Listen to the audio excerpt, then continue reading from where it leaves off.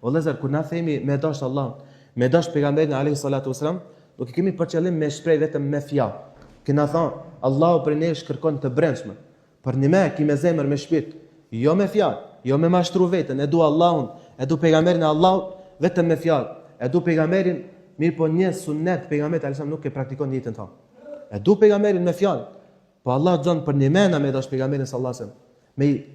Me i praktiku gjitha sunetet që ne ka mësuar pejgamberi sallallahu alaihi wasallam. Madje qoftë edhe një sunet me zbatuar në jetën tonë që ka praktikuar pejgamberi sallallahu alaihi wasallam. Mu mundu edhe kur të bish me ra me flet me ditat hadithën se çish ka flet pejgamberi Allah, një herë me praktiku në jetë, me ra në anën e gjatë, me këndua ato sura ato do që ka bëu pejgamberi sallallahu alaihi wasallam. Një herë në jetë, jo më shumë.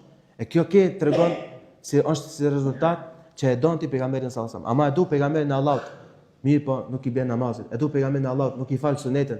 E du pejgamberin e Allahut, e mashtron veten edhe nuk e zbaton asnjë sunet të pejgamberit sallallahu alaihi wasallam, ta di se do të jesh i falimentuar në këtë botë para se më shku në ahiret.